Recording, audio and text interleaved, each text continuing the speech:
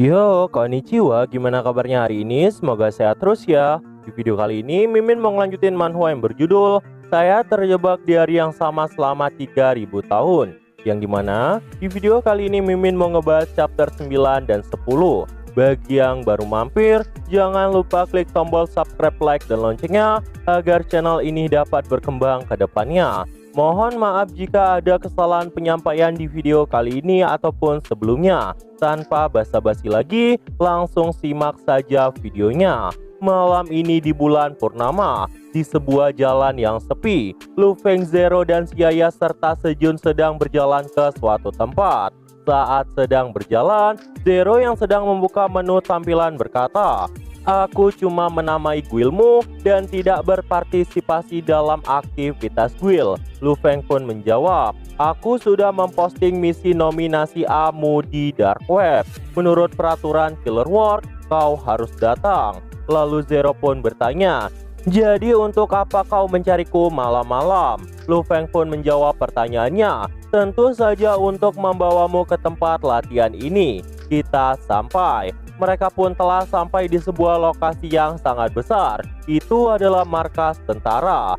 Xiaya pun bertanya, "Bos, katamu kau punya 7 teman. Kenapa hanya ada kita bertiga?" Lu Feng pun menjawab, "Jika ada yang mendesak, mungkin yang lain akan segera bergabung." Mereka pun kemudian berjalan ke pintu masuk tempat itu. Karena ini adalah sebuah markas militer, Sejun pun heran dikarenakan tidak ada orang di tempat itu.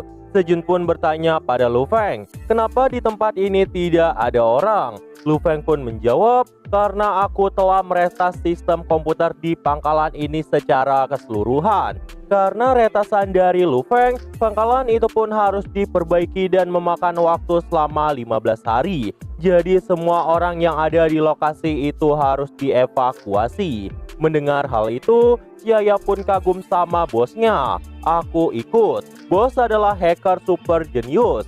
Selain bisa melahirkan anak, kupikir tidak ada yang tidak bisa dilakukan oleh laki-laki ini." Lu Feng pun kemudian berkata, "Seperti yang kukatakan sebelumnya, hari-hari ini begitu lama sehingga aku terpaksa menghabiskan waktu untuk mempelajari banyak hal yang memusingkan karena pintunya terkunci." Lu Feng pun kemudian mengangkat tangannya dan meletakkannya ke tempat sidik jari. Setelah melakukan itu, tangan Lu Feng langsung terverifikasi sebagai pemilik otoritas tertinggi. Lalu pintu itu pun terbuka.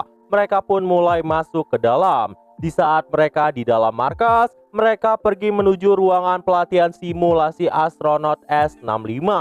Xiaya pun saat itu bertanya, "Apakah kita akan pergi keluar angkasa? Apakah kita akan pergi ke Mars untuk bertarung?" Lu Feng pun menjawab, "Jangan terlalu banyak berpikir. Berlatih saja dengan peralatan astronot." Zero yang mendengar hal itu berkata, "Peralatan astronot tidak berarti apa-apa bagiku, dan aku tidak akan membuang-buang energiku untuk melakukannya." Lu Feng yang mendengar itu tetap menyuruh mereka melakukan latihannya. Setelah mencoba peralatan latihan, omongan sombong dari Zero itu pun tidak berlaku. Dia pun terus mengalami kegagalan dalam melakukan latihannya. "Tidak, aku pasti akan melakukan lagi. Aku pasti bisa bertahan," kata Zero. Lu Feng pun berkata, "Pesawat simulasi yang kau terbangkan itu telah jatuh. Tunggu dulu, aku ingin meningkatkan jarak fragmentasi setelah batu pembatas meledak." Zero yang mendengar itu pun bertanya, "Setauku, tempat latihan seperti ini sudah ditetapkan. Apakah masih bisa disesuaikan?" Lu Feng pun menjawab, "Bagiku, semua detailnya bisa diubah melalui program." Mendengar itu, Zero pun terkejut dan bertanya, "Kau siapa? Hacker biasa tidak bisa melakukan semua ini." Lu Feng pun menjawab, "Untuk mengisi waktu, aku telah mempelajari desain pesawat ruang angkasa dan ekologi alam semesta untuk sementara waktu. Ketika orang sangat bosan, mereka akan memiliki banyak hobi yang aneh." Xiaya yang sedang mencoba peralatan latihan pun menjadi kagum dan berkata, "Ini sangat menarik. Tanpa bobot dan berputar semaunya. Mengendarai pesawat luar angkasa di bawah semua jenis guncangan sangat keren." Lu Feng yang melihat Xiaya kesenangan itu pun berkata, "Kau tidak kesini untuk bermain game. Mode berbasis otak yang kupilih untukmu adalah melatih kekuatan mentalmu. Mendengar itu, Xiaya pun langsung mengiyakan perkataan dari Lu Feng. Dan setelah itu, Xiaya pun langsung melihat ke arah Sejun dan menanyakan kondisinya. "Woi anak SD, kau sedikit lemah setelah istirahat lama. Apakah kau masih bernafas? Kau tidak mati kan?" Sejun pun saat itu mengatakan padanya bahwa dirinya baik-baik aja. Lu Feng pun saat itu menjelaskan latihan yang diberikannya kepada Sejun. Dalam mode bertahan hidup, Anda harus terus-menerus menghindari damage avoidance stones dan badai energi yang bisa meningkatkan kekuatan spiritual manusia. Itu sangat cocok untuk orang dengan kemampuan supranatural konsentrasinya. Setelah mengatakan hal itu, Lu Feng pun memulai lagi latihan mereka bertiga. Mereka bertiga pun saat itu mulai menjalani latihan dengan serius.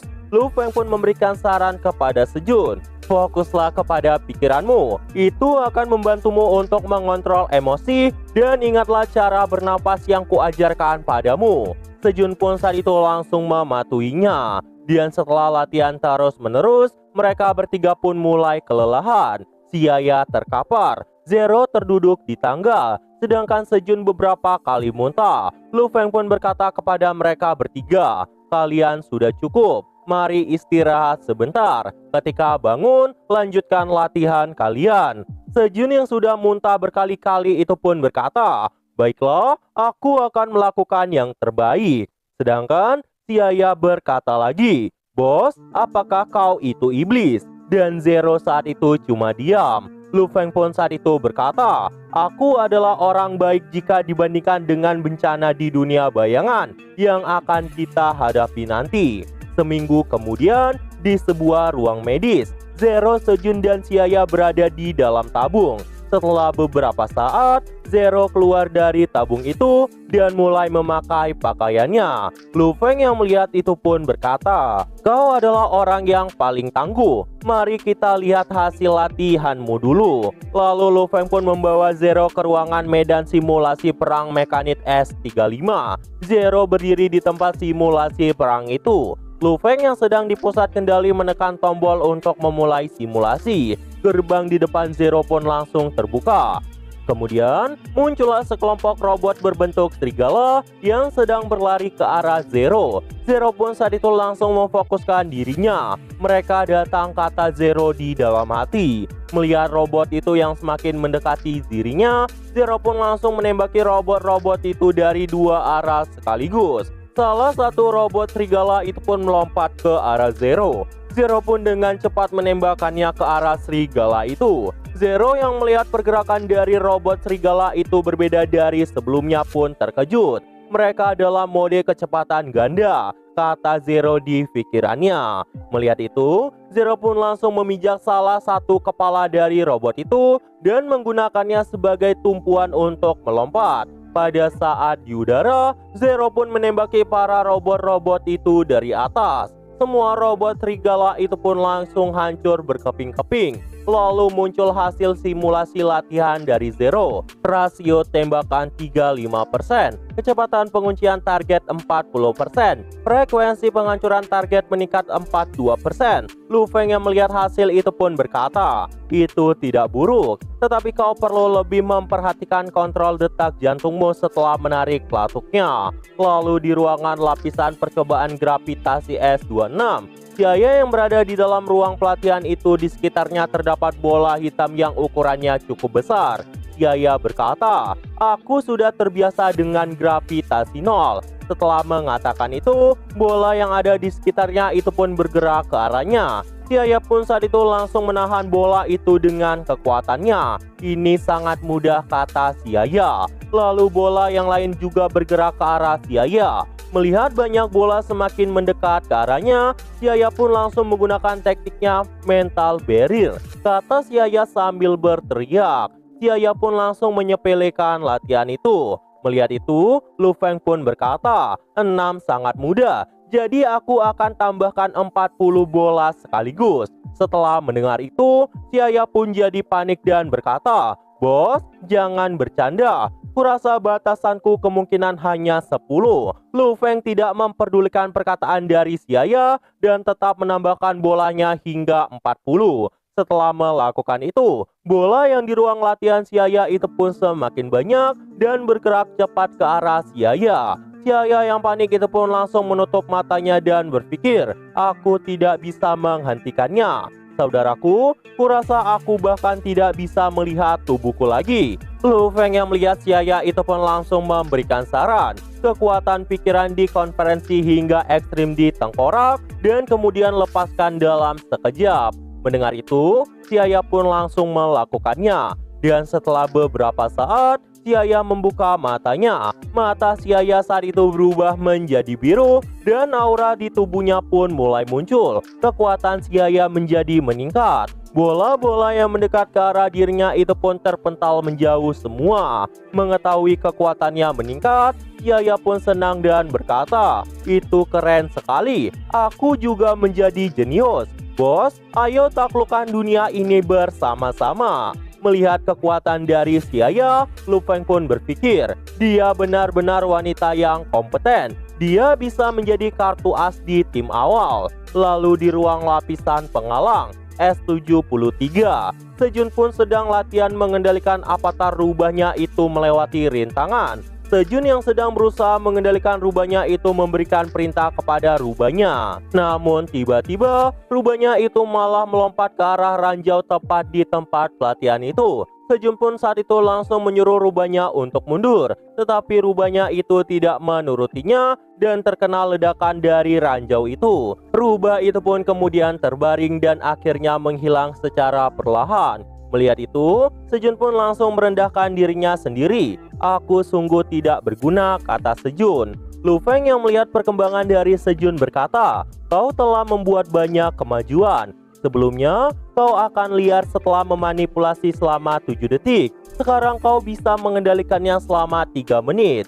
Mendengar itu, Sejun tidak puas. 3 menit masih terlalu singkat. Aku tidak bisa. Lu Feng pun berkata, tenang, selama kekuatan penghancurnya kuat, 3 detik bahkan sudah cukup untuk mengakhiri pertempuran. Lalu Lu Feng pun mengulurkan tangan ke arah Sejun dan berkata, ayo, kau juga harus lulus ujian. Kita sudah selesai. Mereka berempat pun kemudian keluar dari markas militer itu.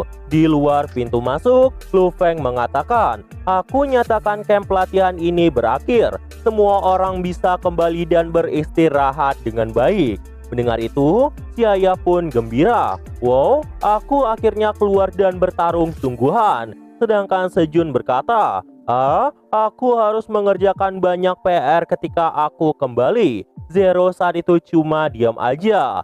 Setelah menyatakan pelatihannya selesai, Lu Feng pun berkata kepada dirinya bahwa 3 hari lagi bencana dunia bayangan akan dimulai. Aku di level 13, tapi aku tidak punya cukup waktu, jadi aku harus menggunakan 72 jam untuk mendapatkan levelku. Nah, jadi itu aja untuk pembahasan kali ini. Dan tunggu video-video gua selanjutnya dan see you!